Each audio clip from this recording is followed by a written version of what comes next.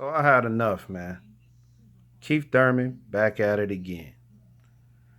Look, there's not going to be any more huge pay per view attractions anymore.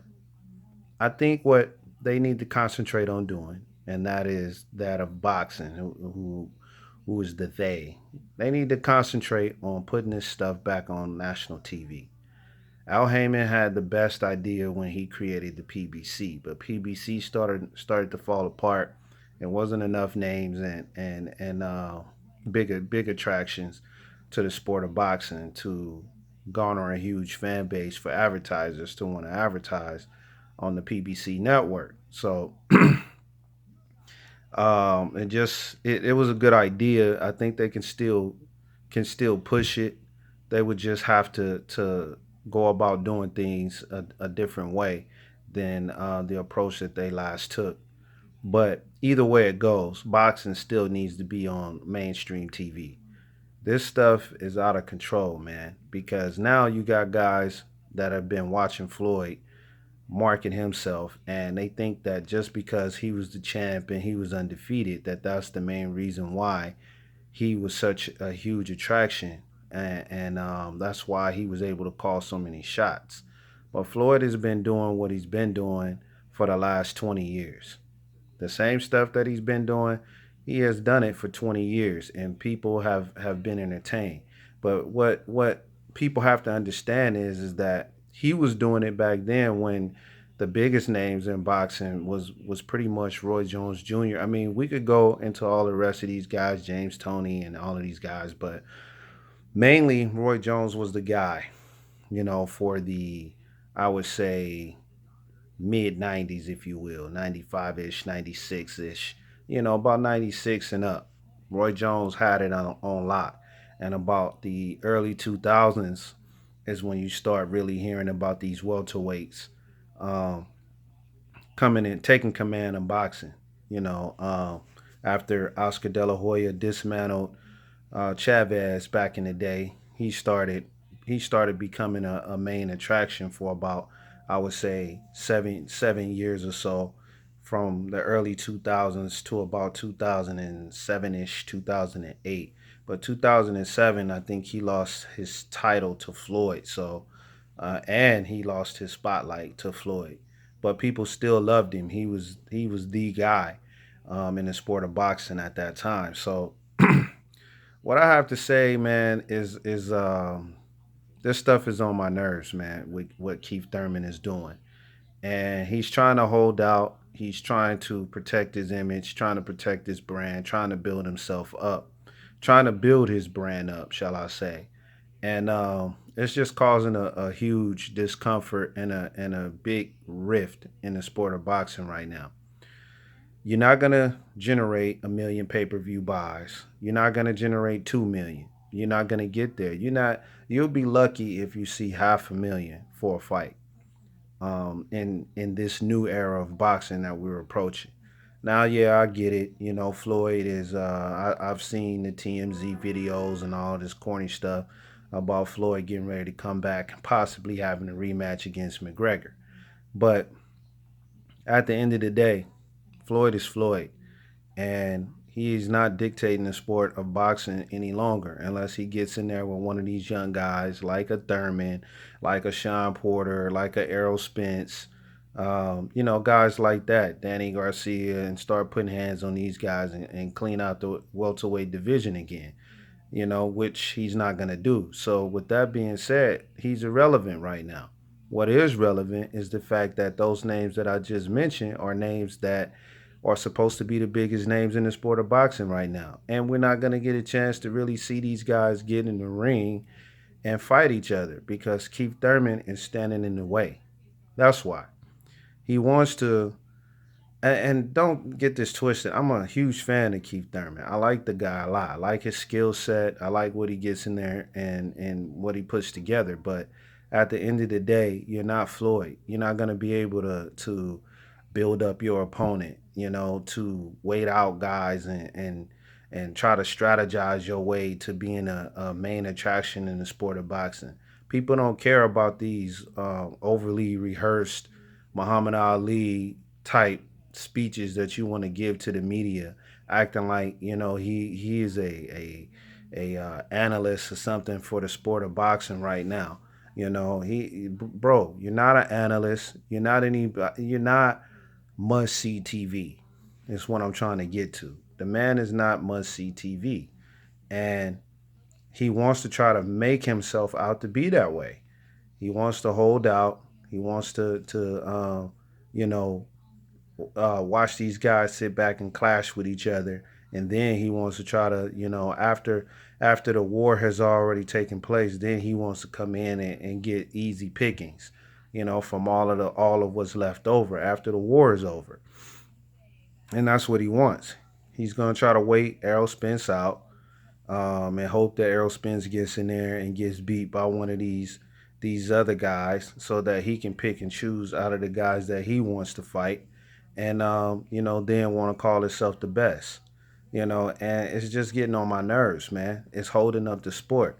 If somebody like Errol Spence wins the title, he's gonna fight whoever. It doesn't matter who gets in the ring with this guy. He's gonna fight whoever because he has that mentality to take it to his opponents. He has that mentality that he still wants to be the best. He has that mentality, of old school guys that got in the ring long before him, and get in there and take on anybody. That's the mentality that he has. And we've seen this before. We've seen how boxing turned out as a result of it. And the reason why I say we've seen it before is because this was at a time where the welterweight division was at its highest peak, when Manny Pacquiao was on the rise, when Miguel Cotto was undefeated and probably number two, number three on the pound for pound list.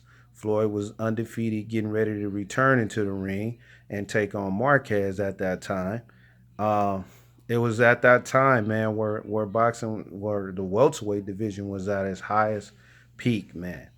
And Miguel Cotto took a wrong turn, and it almost ruined boxing. And in most people's eyes, it was ruined anyway because Floyd did what he wanted to do at that time as a result of that decision. And the decision that I'm talking about is, instead of taking a route and fighting Manny Pacquiao and then moving on and fighting Shane Mosley, what he did was he took on Margarito. And Margarito was, at the time, knocking everybody out, and nobody knew he was cheating. So, had he taken the route that he was supposed to take, I believe that it could have turned out in multiple ways, but either way would have been prosperous for boxing. But the main one that was supposed to be prosperous for boxing in most people's eyes, this is the narrative that was supposed to play out, was he was supposed to take on, um, I would say, Manny Pacquiao before he took on Margarito and beat Manny Pacquiao. Had he beat Manny Pacquiao, he would have ended up in the ring with Shane Mosley. Floyd would have still been waiting on the outskirts to see what was going to happen between, those two guys. At the time, he was out waiting Manny Pacquiao, I believe. But we really didn't, the fan base didn't really know too much about Pac outside of what he did to Oscar De La Hoya. So it was his name was on the rise. So if he would have gotten in the ring and took on Manny Pacquiao and beat Pac, then he would have been the biggest name in the sport of boxing. Okay, so you knock Pacquiao out of the way, and then you have left, Shane Mosley. So Shane Mosley was still hot at that time. He was a household name pretty much. People knew who he was because of his battles with De La Hoya, and De La Hoya was already out of the way at that time. So all you had to do was get in there and face, Shane. And I believe out of those two fights, before Cotto had got dismantled by Margarito, if he would have just took on Shane, that could have turned out differently, man. I mean, that would have been a crazy fight. I believe at the end of the day, um, Cotto would have beat him. But how it was supposed to go, the narrative that was playing out then was Shane Mosley should have been the guy because he had the bigger body, between the two, and he could move up in weight. So you still have Roy Jones Jr. left, and you still have Bernard Hopkins left. So um, they wanted to put on a big show between Roy Jones Jr. and Bernard Hopkins, and they were supposed to all be fighting for true pound for pound status. Everybody was fighting for who is the true pound for pound king, and with that and with the status that came along with it. So that's what that whole mix up was about. So you wanted those two to get in the ring with each other, and let's say Shane Mosley beat Cotto. So now Shane Mosley is true pound for pound. So now he could either take on somebody like Margarito, or he can take on Marquez, or guess who? Floyd would have came out of retirement and said, you know what? Shane Mosley is at his highest peak. He has a hot. He's hot. His name is big. He's becoming, a bigger attraction for pay per view. I'm gonna take on. I'm gonna take on Shane Mosley. So maybe he would have took him on right away, or he would have waited to see if he was going to take on either Margarito and knock him out of the mix because the fans would have said he's running from Margarito. So or he would have chose to get in there with Marquez, who was still atop. So Floyd comes back, and let's say he dismantles Marquez, okay, which actually happened. But I'm saying if the chain of events actually happened the way that I'm talking, then this is what would have played out. So Floyd comes in and he beats Marquez, knocks Marquez out of the way. So the only other person that's left is Margarito. 9 times out of 10, Floyd would have waited for Margarito to get in the ring with Shane, and then Shane beats Margarito, and him and Floyd fight. Okay, so now this fight is the most important fight in all of boxing because what happens is, well, like I said before, you have that belt, you have that pound for pound status to go along with it, and the greatest of all time status is following. So you get in the ring and you fight Floyd, and it's good for boxing because Shane Mosley has that body style to where he can actually move up in weight, and take on guys and possibly hit just as hard at the next level. So he gets in the ring and actually upsets Floyd, which could have been possible because at that time Shane was younger. You see what I'm saying? So and we saw him hurt Floyd when they actually fought years later, but let's say he gets in there and he beats Floyd. Now Shane Mosley is holding pound for pound status, holding one of the top greats of all time status. He's on top of the world. So guess what would have happened? He would have ended up in the ring with Roy Jones Jr. Okay, so he gets in the ring, and of course they would have wanted to see Roy Jones prevail. So let's say Shane Mosley loses to Roy Jones. Now Roy Jones carries again pound for pound status. Okay, so the greatest, one of the greatest of all time, pound for pound status. So now him and Hopkins make sense. When they fought back then again for the second time, it didn't make any sense. But what was supposed to happen is what I'm telling you. That belt was supposed to go up, and Shane was supposed to cross over to the next weight class and take on the heavy competition. And now that belt and the status that goes along with it was supposed to be in that fight with Roy Jones Jr. and Bernard Hopkins. So now it doesn't matter. You got Roy back in there and you got Hopkins back in there. Two big guys that can possibly move up again to the next level. So now what you have is Roy Jones and Hopkins facing each other. And then we saw how that played out. So Bernard Hopkins now finally has true pound for pound status and one of the greatest of all time status following him. So now he could take that and move up in weight, and then it translates into um, light heavyweight, and then up into the heavyweight division where it really needs to be. That status and everything needs to be. You see what I'm saying? And so forth. So that's what was supposed to happen, man. And you got guys that's trying to play this game and don't even know what game they really playing right now. It doesn't add up. It doesn't equal up to the true pound for pound status because none of the baddest guys are around anymore to really compete for that status. Now, if Manny Pacquiao was still active the way that he was supposed to be or should have been, then maybe we could talk. But Manny excuse me, Manny Pacquiao is not, he's not as active as he should be. And let's say he gets in there, he takes on somebody like Conor McGregor to for his comeback fight, and he beats this guy. Everybody goes crazy again. Oh, Manny Pacquiao. Then him and Floyd will have to get in the ring and fight one more time or some crap like that. And then, the status is now building itself back up. So now let's say he gets in the ring and he actually beats Floyd. The world is going to go crazy. You see what I'm saying? And they're going to say Pacquiao is this and he's that.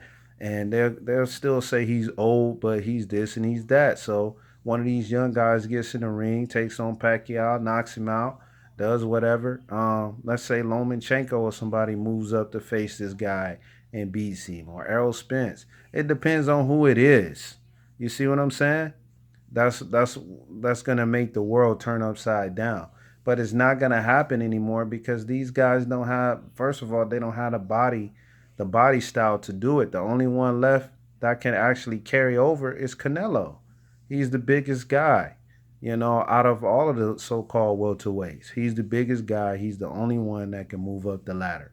He is the cornerstone of boxing right now, where it used to be Miguel Cotto and uh, Miguel Cotto and Shane Mosley. You see, so man, I can go on and on and on, but I'm really pissed off because it's never gonna happen again.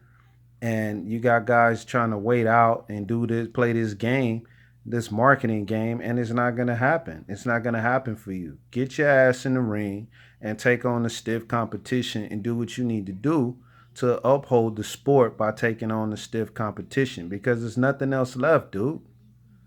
Stop holding us up.